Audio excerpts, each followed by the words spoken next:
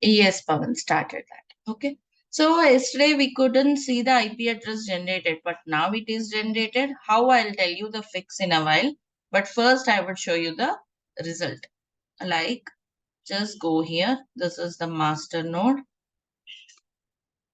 By the way, where is your Ingress service? Ingress service is the gateway or the entry point, right? So get service minus a Ingress service will be a this one. This is the Ingress service, which is of type node port, and HTTPS port is the one we'll be using 31541. So hit that node 311, sorry, 31541, correct?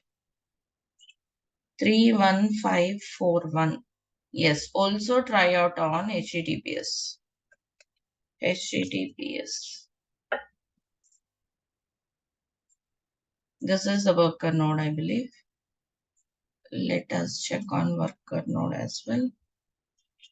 31541 on HTTPS. Right? So I go to advanced, proceed. So you are seeing not found because we didn't configure the server backend services, right?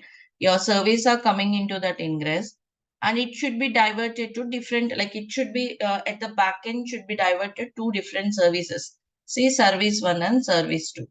Both of them can be cluster IP now. And now we have configured, we have written some ingress rules. When you describe, you can see the ingress rules. See, slash cart means it should go to service 1. Slash products means it should go to service 2. So let's try out. Right, that's a service 1. If you check it on products, it should show you service 2. It's working, right? See, the one we are doing is the realistic cluster setup. The same way we have our setup in our on-prem. We have our own on-prem servers. This is how we made the setup. So take it very seriously. If you know Kubernetes setup, that too on on-prem, it will be very much helpful for you, right? So ingress rules were there. Working now. See, this is the URL, right? Path-based routing. Do you sense the path-based routing? Same port, same IP. Of course, you can mask it with DNS. How can you do it? First step is you can make this ingress service also load balancer. Because our setup doesn't support, I made node port, you are seeing that ports. Otherwise, you will see a DNS there. But the point is, this is same URL, right?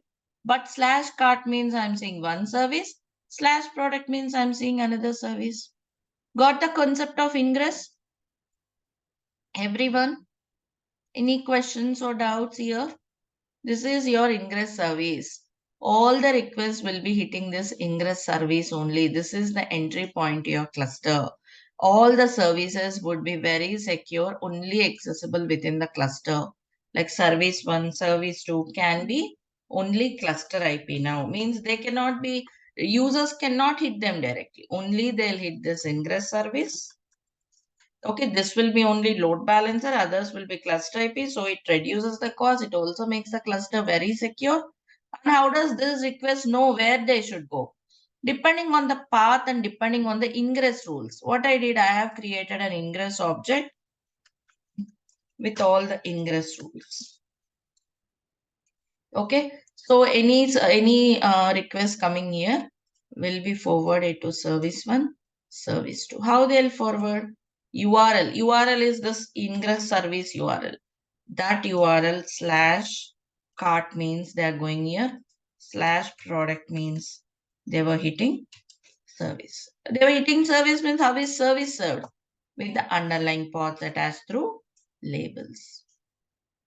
Got it, everyone? The ingress concept. Any questions? It will be really interesting if you follow them carefully.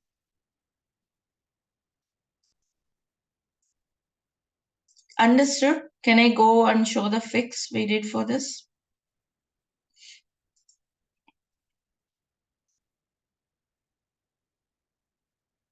So yesterday IP address was not generated, means it will not work. Your ingress will not work. How to troubleshoot the things?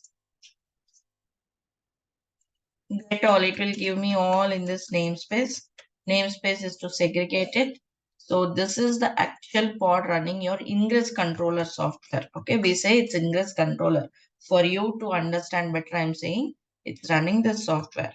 You can check the logs of any pod this way. -n namespace. Ingress Nginx. This log gives you what is wrong. If something goes wrong, this will give you. Actually, that was gone. But yeah, it is giving me, it is saying me that some error in the file, like the file we have written, right? Ingress rules. Some class name is missing. It was giving me the error. Then I modify it. Then it gave me this IP for Ingress, like address was generated and it was working fine. The backend pods which were serving this, everything was there. Okay, now what is that correction in the file? Yes, see, I told you, right? It was giving me deprecation error because I was using old file like extensions slash v1 beta 1. You should use the latest API versions. API version keep on changing. That's one correction. Another thing is Ingress class name should be given as Nginx. There were different types of Ingress controllers. Nginx Ingress controller, HA proxy Ingress controller, traffic Ingress controller. Different softwares were there. We were using Nginx Ingress controller. So you should put the class name as Nginx. Okay, that's another correction. And rest of the things are same. But yeah, these annotations, the syntax, the format changes. You have to get it from the official Kubernetes documentation. I took some old one earlier. Kubernetes Ingress. Yeah, go to the official documentation. You should take the Ingress object from here. See the diagram also available here. Ingress manage load balancer. It will go to Ingress. Routing rules means Ingress rules. Will forward them to the appropriate service. Right? That's what the diagram also tells. See, you should have taken this. I have taken something else. Ingress class name should be Nginx. That's what is missing yesterday. Clear, everyone? If you don't write it, default Nginx, default Ingress class should be defined. See here, it was saying something like this. That annotation and then rules. How do you write the rules? Everything is there. So use the proper one so that it should pop up with the IP address and it will work.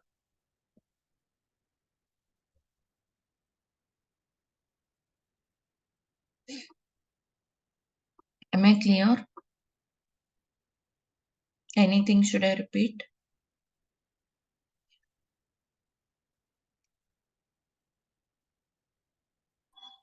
No.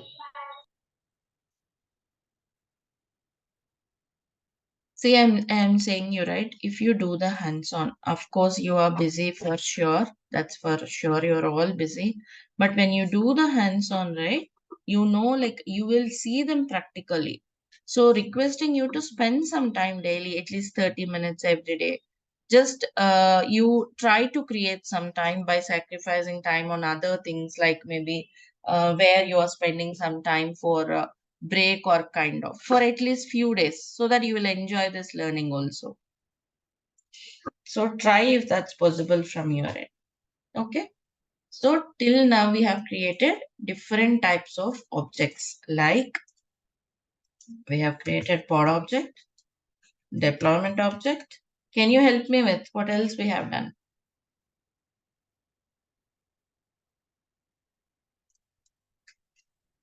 Service. Yeah. Service object, ingress object, right? These are the things we have done. And we had discussed about default deployment strategy called rolling update. Then blue-green deployment strategy, Canary deployments, right? These are the different things we have discussed till now. Now let's proceed into another interesting object called Daemon set. What is a Daemon set? This is also similar to deployment. When you create deployment object, let's say I want 3 replicas. All the 3 replicas may be going to whatever worker nodes you have, let's say if I go have two worker nodes, two might be on one worker node, one might be on some other worker node. Sorry, total three will be shared across the two worker nodes, right? Okay, there is a question from Dinesh. Which IP need to hit on browser for Ingress service? Generally, Dinesh, in real time, your Ingress will be of type load balancer, right? Means you will get a DNS. So to that, you don't need to hit in any worker node IP or master IP. You will use that URL. But in our case, we can't create load balancer service, right? So we were creating node port. Okay, so coming to node port, you can hit that node port on any node in the cluster. It could be worker node, it could be master node as well, any node in the cluster. But in our case, worker node is only working because you have to do one more thing. It's because you allow all traffic so that master node also will work. I did not allow all traffic here, so it's working only on worker node. You allow all traffic on both the nodes. You can hit any node, it should work. That's the actual concept of node port. Clear? All right. Okay. So coming back to this daemon set. Daemon set is also similar to deployment. But when you create deployment and let's say I want three replicas, those three replicas might be on one worker node, another one might be on worker two. If you have only one worker node, all of them go to that worker node. But if you have a requirement that I need one replica to be running on every worker node, mandatorily, you may go for daemon set. Means daemon set makes sure it runs one replica on all the worker nodes in the cluster. Right? If you add new worker node, it will start a replica on that new worker node also. But why do you need it? Why do you need a replica on every worker node? Or else by default, see, remember by default, your master node in Kubernetes cluster will be in tainted state. Right? Means it will not take any load. But if you still want to put load on it, you can untaint it, which is not good practice. But I can show you removing a taint, untaint it and put the load there. So if you untaint it, yes, daemon set will start a replica on master also. It means daemon set is basically which will start a replica on every node in the cluster.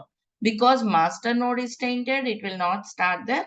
But if you allow master node, if you remove that taint, yes, it can start on master also. Whereas daemon deployment is it will start the pods on all the worker nodes wherever it has the resources. That's all. But daemon set makes sure it runs one replica on every node in the cluster. But where do you use it? Why do you need such a scenario? Any examples can you think of? Why do you need to run a replica on every node in the cluster? For high availability.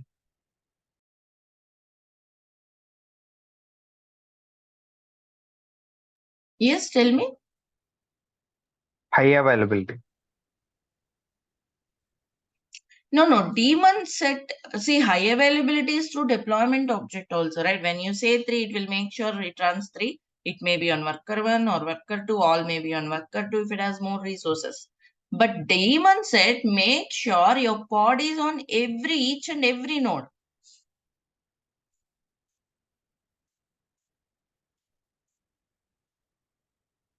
This is your master node, which is tainted, which will not take any load. So it will not run here.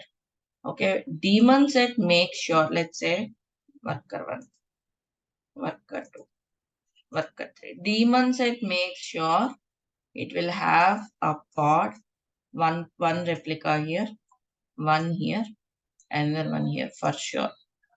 Let's say there is another worker node started.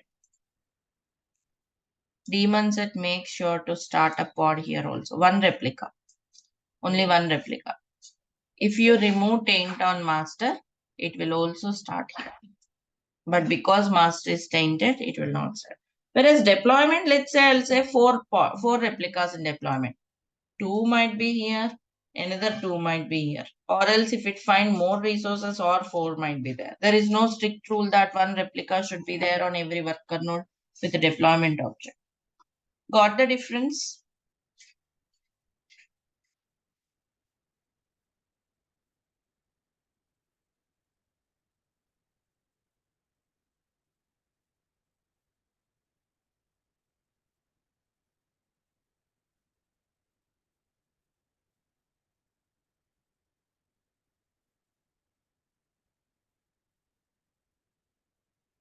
right?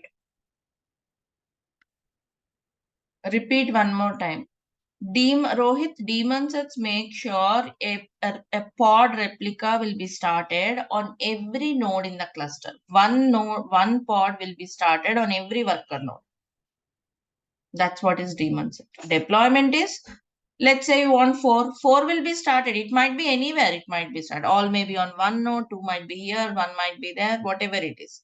It's not that deployment will make sure every pod replica will be there on every node, isn't it?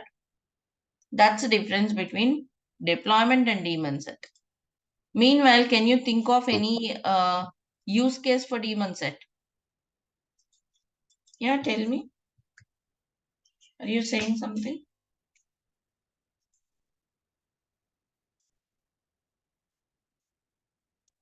Daemon set like deployment, again, you'll write a manifest file, you deploy it, it will make sure it runs on every node. Generally, we use this daemon set for monitoring tools or log analysis tools, monitoring tools like Prometheus, or else log analysis tool like ELK, right? Because let's say I want Prometheus monitoring tool to collect the metrics of every node. Then a replica should be running on every node, right? Correct? That's where this comes in. So that it will make sure it will start a pod or replica on every node in the cluster. Okay, you can get from the official website the daemon set manifest file. Okay. We did not learn Prometheus set, just showing you how it can be deployed as a daemon set. See, kind is daemon set. Some name, again labels, two labels. I'm giving, you can give one label, whatever. Inside the pod monitoring, you don't tell how many replicas because one replica will be running on whatever worker nodes you have. And it is coming from Chrome node exporter. What is node exporter? We will learn it. Okay, you have Docker images for everything. Official Docker image Prometheus node exporter, which will collect the metrics from all the from all the worker nodes. Right? Node exporter is a one which collects the metrics from Linux servers, whatever it is. Just understand it's a monitoring tool. We will learn monitoring tool separately. Right? See, you don't mention replicas. So what happens now? Let's see. kubectl apply -f ds kubectl get daemon set. Okay. So if you check the daemon set, you can see here they were all running. Okay, but where is it running? Get pods. It is also pod with output wide. And because we have only one worker node, you don't see much difference, isn't it? If you have another worker node, you could see that it would be started on that worker node as well. And why is it not on master? Yes, master, nothing will be on master except the default pods because master will be tainted. Any node you can taint and put it off from load. That's a different thing. How do you know it's tainted? Describe nodes. Two nodes will be described. I have two nodes, right? Worker node and master. See all the output you can see. And if you slowly see the output of master, this is the first one, master, there'll be something called taints. Do you see that? That's called taint. You don't see that for worker node. Worker node doesn't have any taint. Where is the worker node? Yeah, this is the worker node. See? Taints are none. Do you see? Worker node is not having any taints. Okay, if you want to out of this, I just want to grep about taints. Taints. See? None is the one showing for worker node. Okay, master has got this taint. If you want to untaint, kubectl taint node, same command, taint node, and the host name of the node. Host name of the node is, what is the host name? Master node, this one, right? This one is the host name. And you have to put the taint value. This is the taint value. Hyphen means it will remove. And the meaning of this no schedule means it will not schedule any pods there. Okay, it will not schedule any pods there. So I'm removing the taint. See, it is untainted. When you describe and grep for taints, nothing there. Now automatically pod might have started on master node. Yes. Do you see that? Prometheus pod is started because it started with daemon set. Why were other pods not started? Deploy 1, deploy 2. Why they were not started on master? Why only Prometheus started on master? Anyone? Why is only Prometheus pod started on master? Why not deploy 1, deploy 2 pod started on master? Because Prometheus is deployed through daemon set. This is the importance of daemon set. If you deploy something as daemon set, it will make sure to start one replica on every node in the cluster unless they have any taints. If you have worker 2, it will start one more on worker 2. That's the importance of daemon set and the difference between daemon set and deployment set. Got the difference, everyone? Difference between daemon set and deployment? This is important from the point of interview also. This is basic concept, not that advanced. But yeah, but good question, because if someone haven't used daemon sets, that would be definitely tricky for them.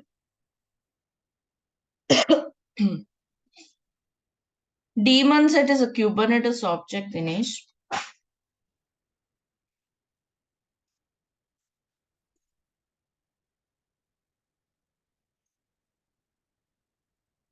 Like pod deployment service ingress, daemon set is another object in Kubernetes cluster. When you start something with daemon set, it will make sure to start one replica on every node in the cluster. Whereas deployment object, it will start replicas wherever it finds the resources, it will start. But daemon set will make sure it start a replica on every node in the cluster.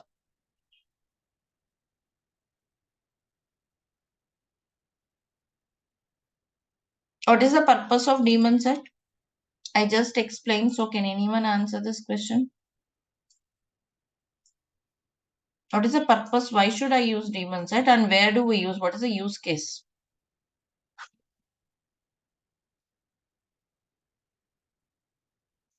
I'll wait for your answers. Like, what are the use cases? What are the scenarios you go for daemon set? When should you go for daemon set? What is the purpose of it? If we want to monitor something. Means you want to monitor something or else you want to collect the logs from a server. I want to monitor the worker nodes means I should have the monitoring tool running on every worker node, right? How do I make sure it runs on every worker node? Through daemon set, because daemon set runs a replica on every node. Correct? Same is the log collecting, log analysis tools. I want to collect the logs from every worker, every server. I'll deploy it through daemon set. Clear with the difference between both, all of you? See here, if I started with daemon set, it's going to master, worker, everywhere. But deployment 1, deployment 2 doesn't go there because they were deployed through deployment object. Right? They were all on worker node only.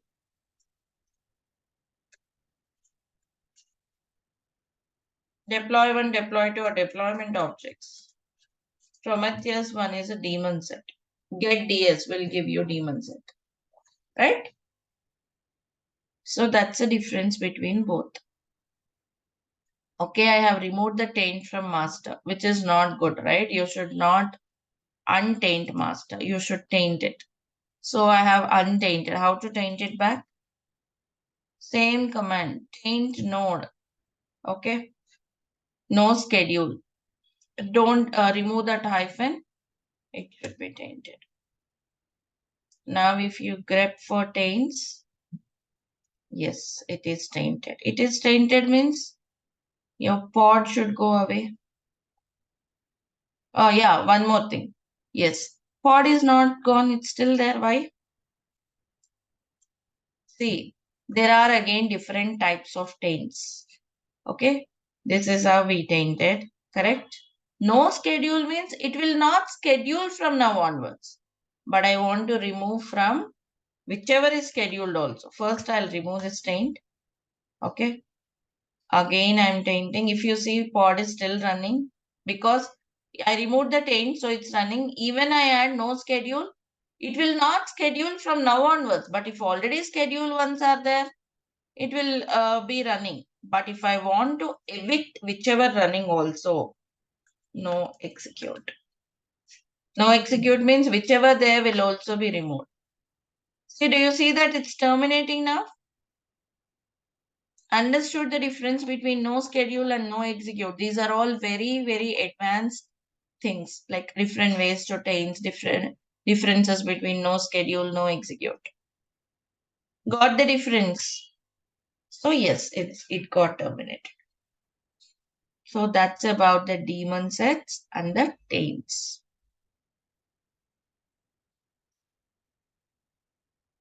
Any questions?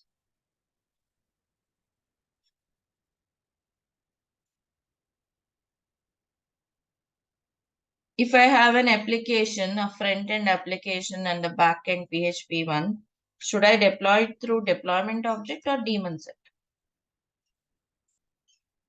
I have 100 replicas. I should run 100 replicas of my PHP and I have 2 worker nodes. Should I deploy it through deployment object or daemon set?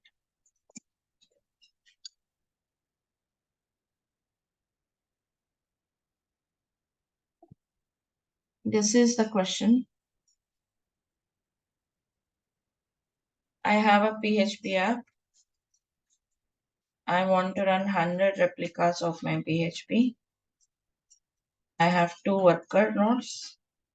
Now, should I deploy it through deployment object or daemon set? Which one should I go for this?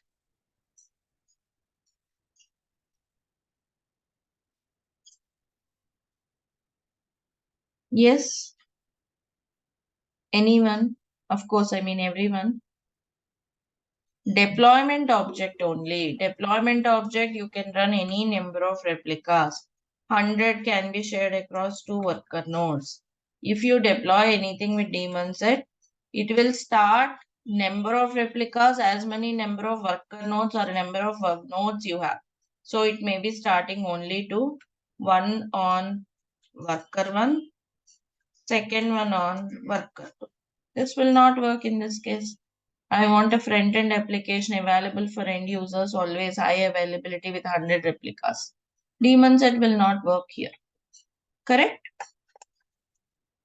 So that's where you should go with deployment object only.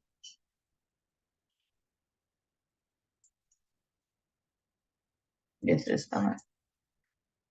Suppose I want to run a log analysis tool like Splunk or Datadog. Okay, I want to collect logs from every server logs. These are not application logs, server logs for monitoring. So should I deploy it with daemon set or should I deploy it with deployment object?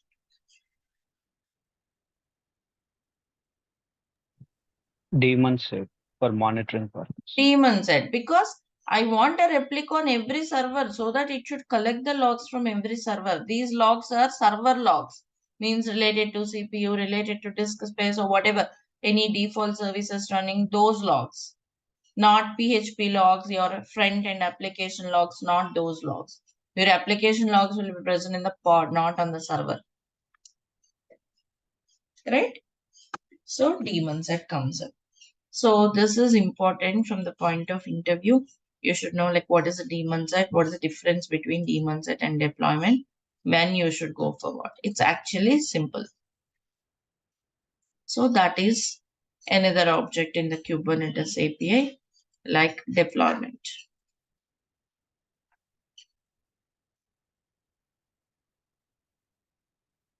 So for deployment service, Ingress, daemon set, let's talk about another component called Configmap. Okay.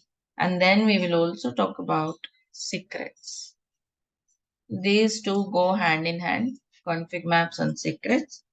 We'll also see the practical implementation. What is a config map and what is a secret in Kubernetes? Let's see. You see, suppose in your application, you want to set some configurations like maybe port number or else username or else okay, in our PHP DB, do you remember our PHP application? We have set the DB name. Do you remember DB name as my database? Correct? So if you want to set certain external configurations later on when your application is deployed, okay, you can configure, you can deploy them through something called Configmaps. Again, like any object in Kubernetes, this makes our learning on Kubernetes easy. You can use get, you can describe, you can delete. These all remain same. So let's see the config map. Get config map. Default, some config map is there. Now I want to create a config map to pass some data to my application. Let's see, let's create a config map. How do you get the manifest file? Always from the official documentation. Config map. When you go for certification, there were different types of config maps you have around, different ways you can use it. See, kind is config map. And the data, you may pass the data as a values like this, as an attributes like this. Or else if you want, you may pass the entire file also. See, game.some property file. Put the entire file content this way. That also you can do. File like keys if you want. Property like keys if you want to set the property and the value, or else property file itself, anything you can do. So let me create a simple config map. See, config map metadata means some name and data, key and the value. Key is user, value is my user. Okay, so I'm creating some user. Run the manifest file. Apply -f config map.yml. It's created. Now when you get config map, you can see that you can describe it. Any object you can describe. Describe type and name. Name is user credentials. kubectl. Okay. So you can see that as my user.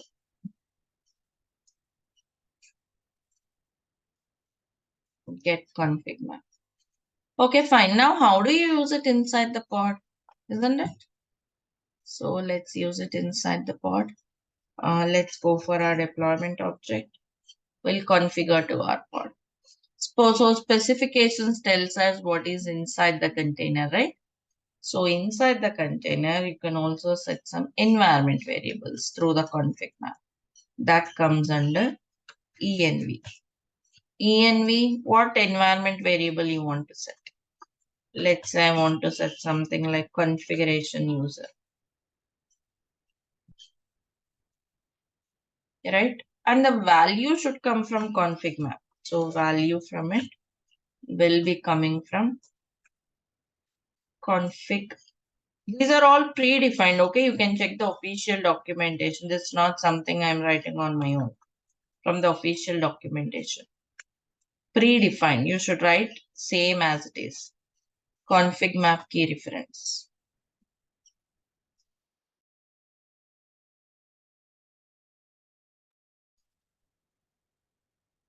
And the name of the config map is, right?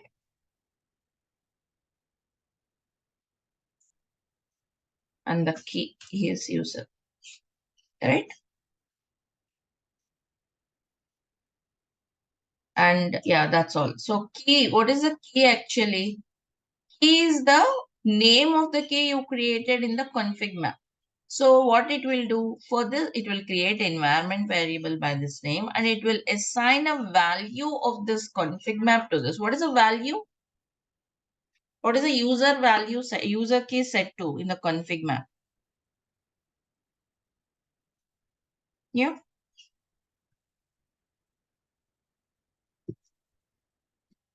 Exactly, Sri, my user, isn't it? So my user will be assigned to conf user. So let us save it. See, if you want, you can again describe it and see. Describe the config map. See here, user is set to my user. Right now, let's apply this. Actually, config maps, you have to recreate the object, but let me try. Deploy one.yaml. Didn't find expected key, line number 21. Something gone wrong. Line number 21, 25, 24, 23. Yeah. See, this should be at the same level of indentation as containers. Indentation is important in YAML. Okay. Now it should be good. Let's apply. Unknown field env.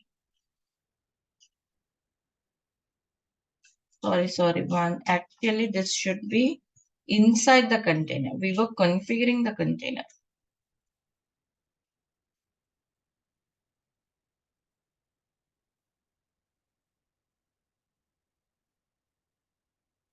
See this indentation, whether it is inside the container or at the same level, you check from here. Okay, see env is inside the container, not at the same level of content. Just copy, paste it and modify it. Okay, because I wrote it all manually, I missed the indentation. Okay. Okay, I am seeing all the pods. Just let me see the default pods. The old pod is terminating, new pod is coming up because we made changes to config map. Do you notice that? 9 seconds back, 11 seconds back, they started. Actually, 23 hours back it was there, but it's terminating. New pods were started. And how do you check the config map? Get inside the pod. kubectl exec -it.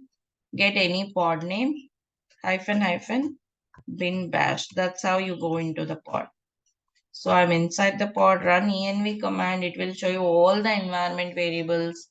And out of which you should be seeing conf user. Where is it? Do you see something like that, conf user?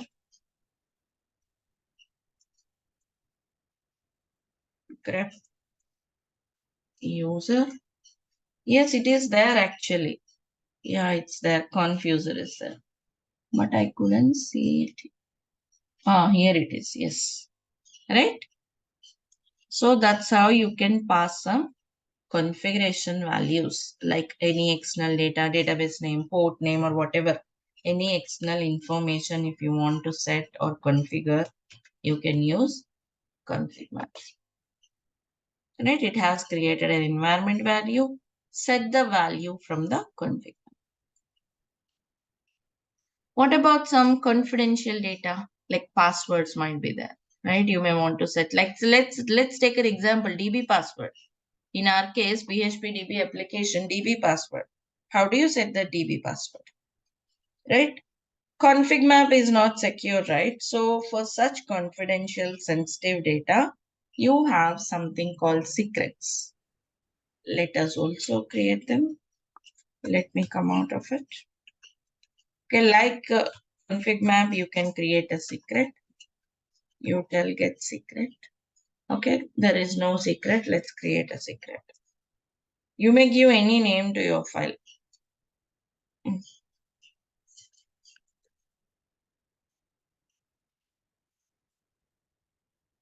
Right? Let's suppose I'll create a secret password. Like we created username, let's create password. See, kind is this time secret. Secret name is my secret. Data is key and the value. But what is this encrypted thing? I'll tell you. Suppose you want to set the password as password only. Okay, your password is password. Or else example. Let's say I want to set example as a password. You may put example, but it is easy to identify, right? You may encrypt in the base 64 format this way. and put this value over there. Like go to secret, it's a base 64 encrypted value.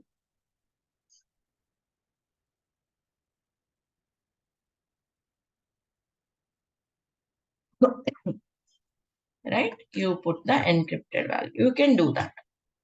And if you want to decrypt it,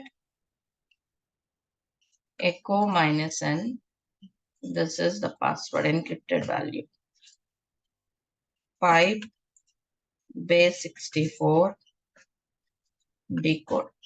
See example, right? That's how you can encrypt and decrypt. Base 64 is a default encryption available in secrets. You can use it. I place the encrypted value. Now we should again use it from here. Let's suppose I want to set another environment variable. All the environments variable can be listed this way. This time name is like, let's say user password. Let's say user password and value from secret key reference this time. And the name of the secret is my secret. Okay. And then the key. Key is password. Value is that example. Okay. Now let us reapply this. Apply -f deploy 1.yml kubectl get pods. Yes. See, it tried to create new one, but configuration error. See, this way you may get some errors. You can check them with the logs, kubectl logs. See, it was saying wait, container could not be created because there was some error in the configuration. You may not see the logs because container is not yet ready. You can describe it. Describe, sorry, which one? Describe type pod and name of the pod. See, my secret not found. Haven't I created that secret? See, it is clearly telling you the error. Get secrets. See, I did not create it. I created the file, but I did not apply it. Now, line number 7, there is an error. Let's go there. Line number 7. This is the line number 7. What was the error there? Sorry.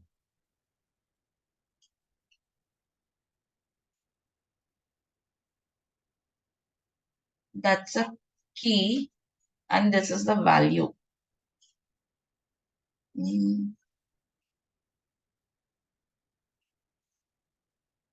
Name is my secret. Let me reapply. Apply secret. Okay, it was created indentation error. Okay, get secrets. Now secret is there. Now let's get the pods. Pod should be available now. Yes, do you see that? Pod is successful now as it finds the secret. Earlier it couldn't find the secret. So configuration error saying that the secret is not found. But now old pods were terminating, new pods came up. Yes, they were all ready. Now let's check into it. How do you go inside? Exec -it. Check any pod. Actually, this is the old pod. But let's see. -bin bash. env will show you the list. Do we have something like, yes, upass example. Do you see that? Yeah. So you can see this as well as confuser should be there. Where is that confuser?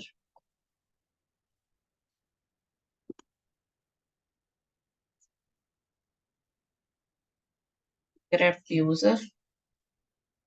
Yes, user is there. Upass. Both are there. Yeah, I can see now. I can see that. See, this is the confuser. Okay, this is the password. Password is coming from secret. This is coming from config. Yes, Dinesh, good see you. Thank you. You're right. So to configure any external data, we can go with Configmap. Maybe to pass an external file as a properties file, or else you want to set some properties, anything you can use Configmap, or else secrets to pass some sensitive data, maybe passwords, or else any keys, any secret text, all of them can be shared with the secret. We will also see the practical implement. Here I am showing you with a simple example, right? Setting some user and all. We shall use all these objects. Till now we have used pods, deployments, services, ingress, daemon set, config map, secrets. Using all of these objects, we should deploy our PHP DB application so that you will see all these components working together in reality. Right? That makes more sense, isn't it? So we will do that. But before that, there were few more objects we should go through, like volumes and volume claims. Okay. Like, you know what is a volume in Docker, right? Similarly, you have here PVC and PV. Persistent volume claims, volumes. We will also look into these examples. Then we will use all of them to deploy PHPDB. Okay. But before that, there is another practical implementation of the secrets. Shall we go for it? Another use case for secrets. Good to go or any questions? This is just a simple example. Let us go with a practical use case. Yes, Dinesh, because we are changing the environment variables, right? So whenever environment variables were changed, not when you create secret, when you reapply your deployment file. Means in the deployment file, I have configured a secret, right? I have configured a new environment variable. Then I applied that deployment object. Then your pods will restart because environment variables were changed. I'm talking about this one. Your pod will not restart when you create a secret. But when you map your secret this way to your environment variables and apply this new change, then your pod will restart.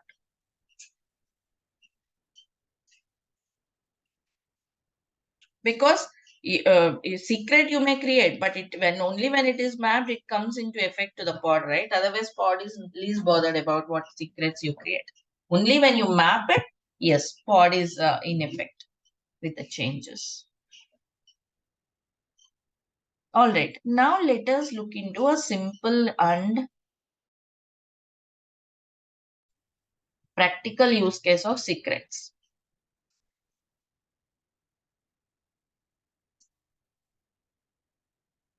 Okay, here we are using this image. Let's say now I would like to use this image.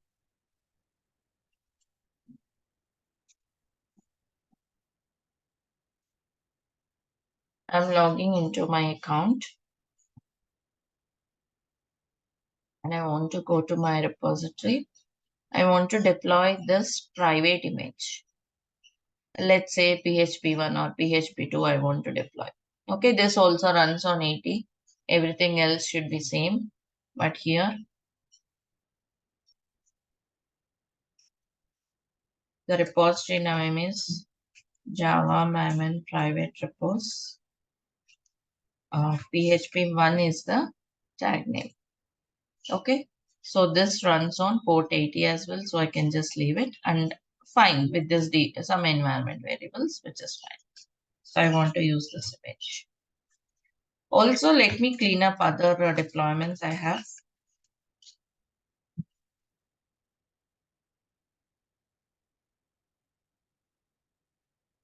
Or else let it be for some time. Let it be now. Now I would like to deploy this. So I'll just delete this and will recreate it. Delete, deploy, deploy one. I'm deleting only deployment one and will reapply.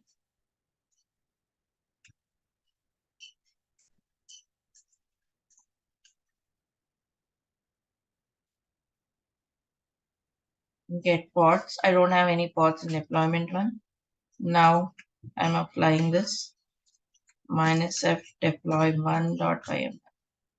Now if you see the pods, See, they were in container creating state. And what will happen now?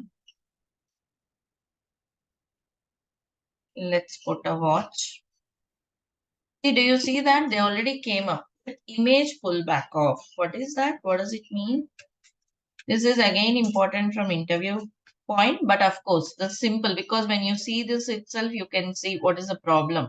Image pullback off, error image pull, it explains you everything. You can't check the logs because container is not yet created. You can describe it. Describe pod.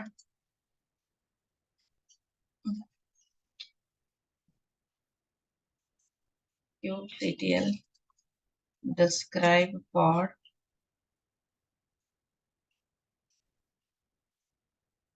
Okay, now it clearly under the events, it has successfully assigned, pod is assigned to worker node. Okay, it was trying to pull this image and it says that pulling this image, but it failed to pull the image because access denied. Do you see pull access denied? Either this repository doesn't exist or else Docker login denied this. Like you haven't done Docker login, access is denied to pull the image, right? Correct. So what to do now? We have to create a key, right? Before creating a key, like let's do Docker login first. Let me switch to root because like I have a Docker installed as a root. Okay. First, you should also do AWS configure, isn't it? If you remember, that's how we did for Docker also. Like that's how we pulled images from ECR or else Docker. So first, let's do AWS configure. 1 second, we are trying to pull from Docker Hub, right? 1 minute, 1 minute. For ECR, we'll do that. Okay, first let's do Docker. Docker login, Docker Hub. So let's do Docker login as a root user. AWS configure you need if you are doing from ECR. My image is on Docker Hub. So username, password, done. And you know that whenever you do Docker login, config.json will be created in this path. I have shown you when we are using Docker, but we haven't used this file till now. And if you see, your credentials are stored this way. Now I would like to use this file and create a secret. Okay, I'm copying this file. I'm creating it as EC2 user, right? So copy this file, switch to EC2 user. Okay. Now here I'm going to create this file. Docker under Docker config.json. No for such file or directory. Let's create it.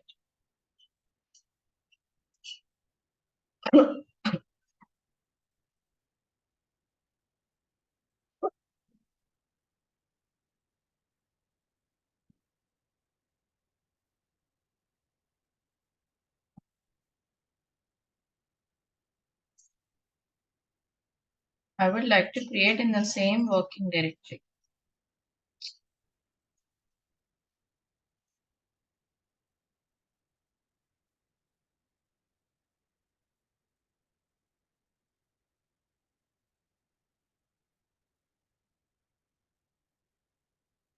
From this file means you can create a secret from a file as well.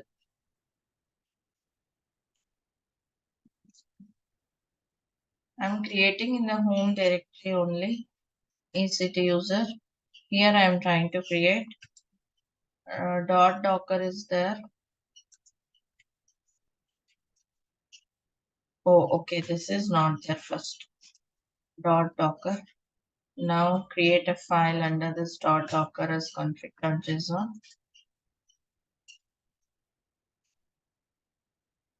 Okay. Now, yes, I have .docker and I have a .config.json here. So from this file, I want to create a secret. You may create from manifest file or else you can create from imperative command this way. Create secret, generic, key name is let's say Docker key or Docker Hub key, whatever it is. from which file? My file is present in the same location, but generally that's called docker config JSON. So docker config JSON equal to, put the path here. It's in the home directory of EC2 user. Docker config dot JSON. Right? It should create a secret from here. And type of the secret, that's a default type, means predefined types. Kubernetes.io slash docker config JSON. It indicates it's a Docker Hub secret or registry secret.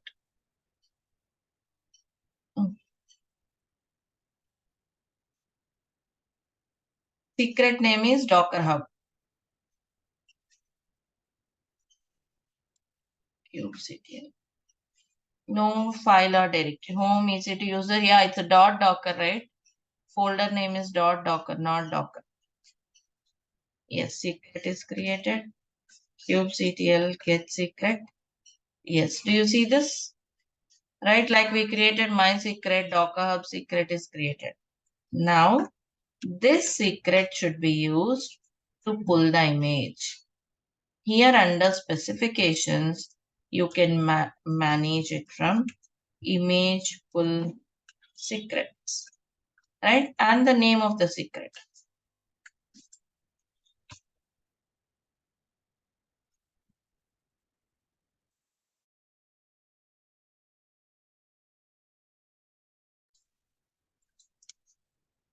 Name is Docker Hub, right? So it will use the secret, and also you can tell image pull policy, like whether you want to pull always or else whether you want to pull if not found, you can put all of them, which is called image pull policy. Always means I want to pull the image always, right? Always, this is small l. Now let's save this and let's apply this. Apply -f deployment.yum. Okay, now check the pods. See, next one is container creating. Let's see what happens.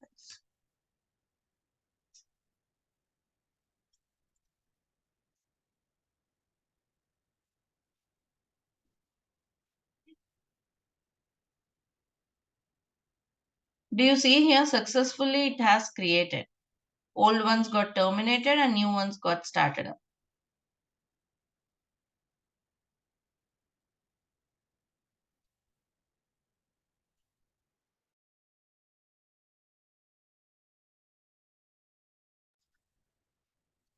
Yeah, see here, both of them are running now, right?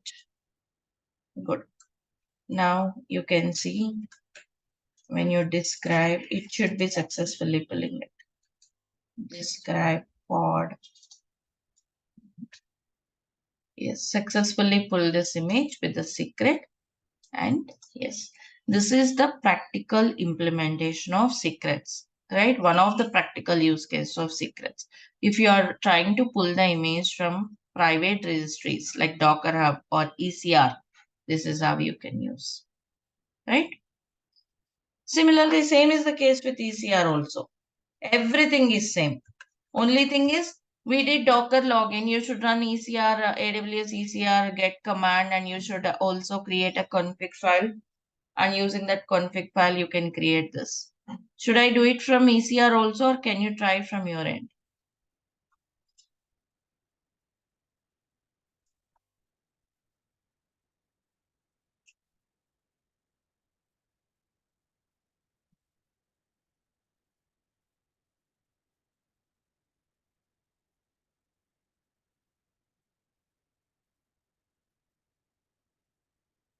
Container registry.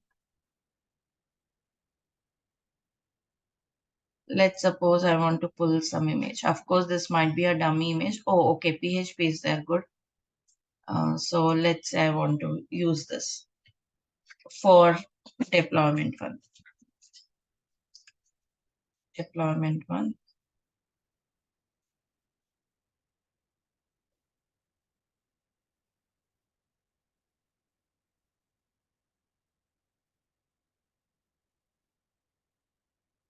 Will this secret work?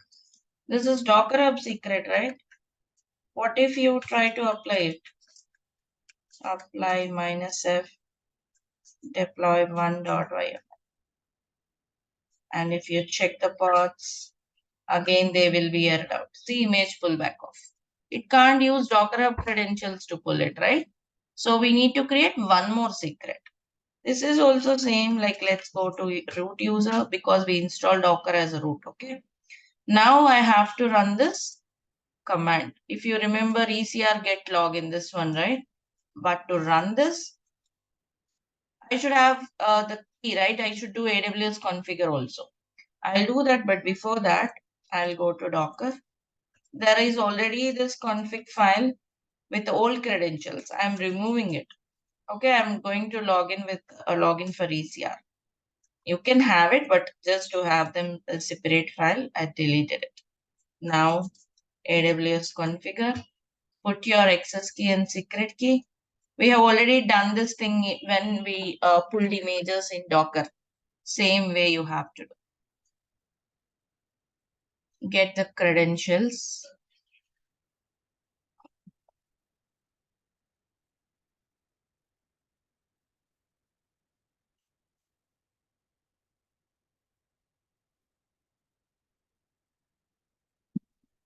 So put the access key.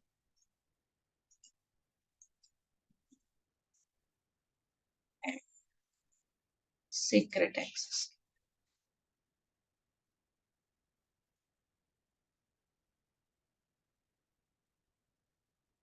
Right, done.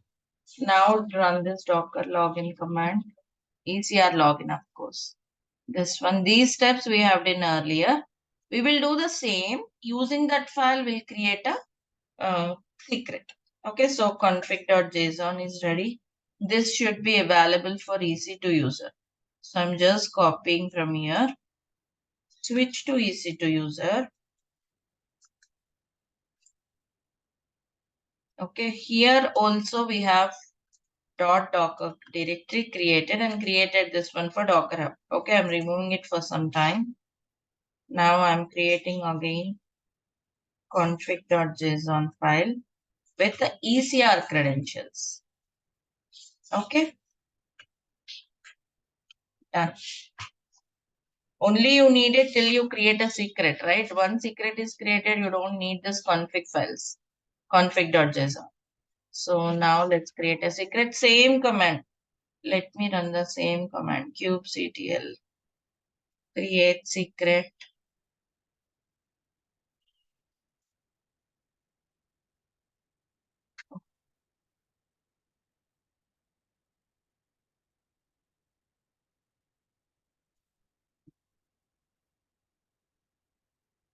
It's not there in the history, somehow gone. Okay, so let me create it, kubectl, create secret. Let's say I'll give the name as, okay, first it's of a type generic and AWS. Okay, from file, we know the default file is .docker config JSON. And now you put the exact file name. It could be, you can put it anywhere as well, but I have placed in the right location, like the default place only. So docker config.json, right? And the type is, it's of registry secret, right? So kubernetes.io / docker config JSON. Created kubectl get secrets. See, new secret is created, which is AWS key. Now let's go to, before that, kubectl get pods. See, it's actually image pullback of error. Now let's go to deploy one.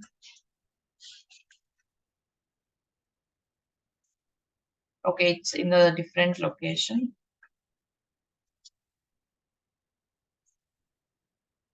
Now here the secret name is AWS.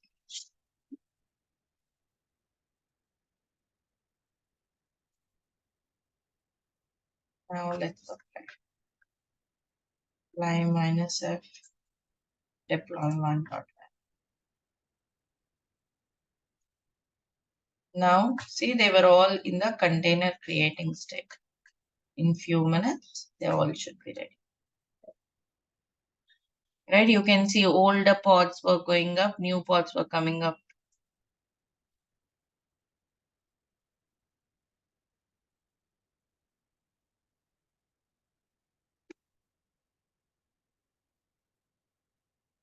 Yeah, right? Now if you describe the pod and the pod name. Right, successfully pull the image. Right? That's how you can you can use the private images from ECR or Docker Hub. Generally, we use always private images in Kubernetes, definitely. And that's where again secrets comes into picture. That's one of the practical use case of secrets. Another use case we'll see for DBR, where we'll use secret for setting up the DB password. Am I clear? Any questions?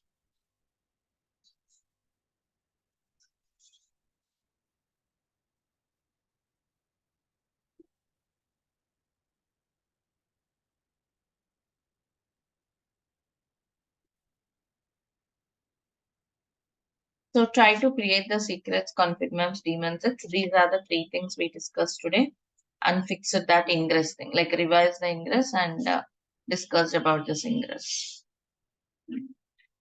For deployment, you should know by now, service, ingress, daemon set, config map, secrets. These three objects we have discussed today. So go through daemon set, config map, secrets. Right, these three hands-on or watch the recording. Tomorrow we will talk about PVC, PV, and then we'll try to put them for our PHPDB. Using all of them, we shall deploy PHPDB application. That's the agenda for tomorrow. So that is all for today. Any more questions you can ask me. Otherwise, that's all for today. We can close here if you don't have any questions.